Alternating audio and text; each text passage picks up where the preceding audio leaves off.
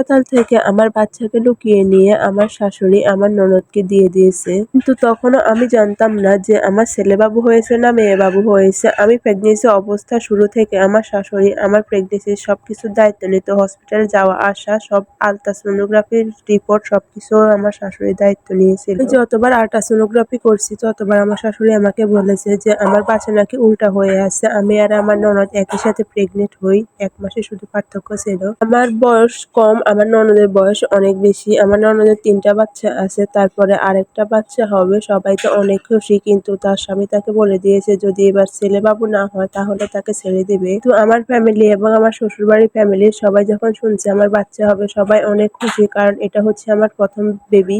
ননদ যখন শুনতে পারে যে আমি প্রেগনেন্ট তখন তিনি তার ৩ বাচ্চাকে নিয়ে আমাদের বাসায় চলে আসে আর আমার সাথে ডাক্তার দেখায়, সবকিছুই করে আমাদের সাথে একসাথে এখানে থেকে। শুধু দোয়া করতাম আমার ছেলেবাবু হোক বা মেয়েবাবু হোক যেন সুস্থ হয়, কিন্তু আমার শাশুড়ি শুধু দোয়া করতো তার মেয়ের জন্য যেন তার মেয়ের একটা ছেলেবাবু হয় এবার। এখন ৬ মাস চলতেছে। ৬ মাসের ভিতরে আমি যতগুলো আল্ট্রাসোনোগ্রাফি করেছি বা ডাক্তারের রিপোর্ট দিয়েছে আমার কিছুই আমার শাশুড়ি আমাকে দেখতে দেয়নি। আমি যখনই দেখতে চাইতাম তখনই আমার শাশুড়ি আমাকে বলতো যে এগুলো দেখার দরকার নাই, তোমার টেনশন বেড়ে যাবে, তোমার টেনশন করার দরকার নাই। এতে আমার শাশুড়ি অনেক ভালো। আমার প্রেগনেন্সি অবস্থায় আমাকে কোনো কাজকর্ম করতে দেয়নি বা কাজের জন্য কোনো চাবি দেয় নাই। তার একমাত্র ছেলের বউ বলে কথা, আমাকে সব কাজ কোনো কাজই করতে দেয়নি। আমি আমার শাশুড়িকে অনেক বিশ্বাস করতাম, কারণ উনি আমার সাথে কোনো কাজই করার সময় পরামর্শ নিতেন, সবকিছুই করতেন। কিন্তু প্রেগনেন্সি অবস্থায় মায়ের কাছে থাকাটা অনেক নিরাপদ। মায়ের কাছে সবকিছু বলা যায়, যা সবকিছু শাশুড়ির কাছে বলা যায় না। মাসের সময় আমি আর আমার ননদ আলতা করতে যাই। আমি যে ডাক্তার দেখাই আমার ননদও ওই ডাক্তার দেখায়। আলট্রাসোনোগ্রাফি করার পর আমার শাশুড়ির মুখে একটু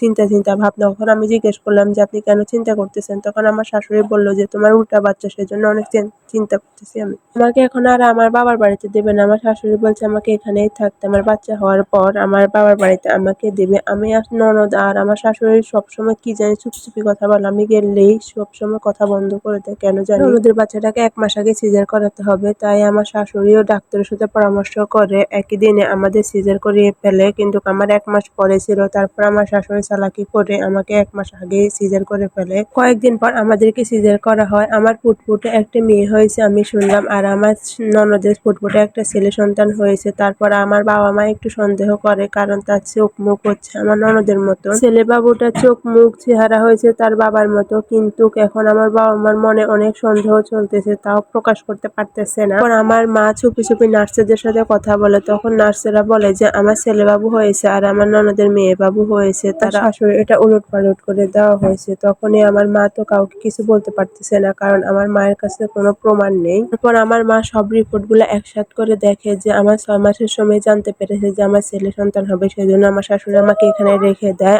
উলটপালট করার জন্য বাচ্চা।